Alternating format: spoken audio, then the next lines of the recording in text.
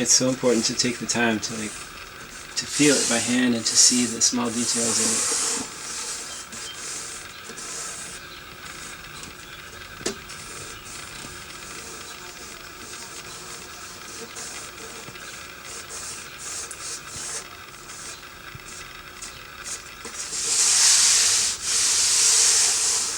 Now that I've settled onto one design that I'm evolving, each time I can adjust it a little more with things that I noticed in the past ones.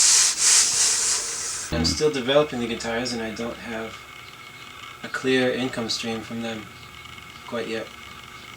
Although I believe in them, I believe I can do it. All this stress is carried by the outside shell of the guitar.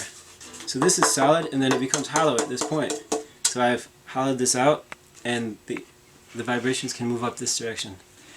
And that is great because if the hole were here I'd have a lot less soundboard. And it's a great place to have a hole, you know.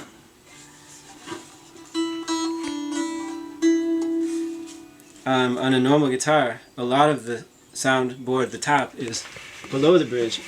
So you can see that's why it's much longer. A lot of that is extra length is below the bridge. And a lot of that vibrates to cause the sound.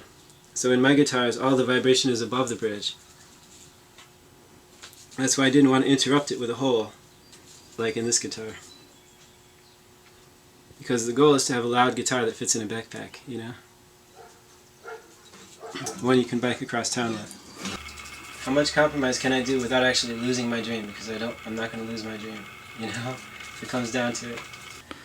I'll start to sell after I think I've made 12 of them or so. I think I need to make a dozen before I can sell one. And I need to make them and then live with them for at least a few months, up to a couple of years, to see how they change over time. I've already learned a lot with the past ones by doing that. I just take it everywhere I go and play, you know. How do they change? Through time? Yeah. Well, if they get rained on for months, they can break, as these two have, you know.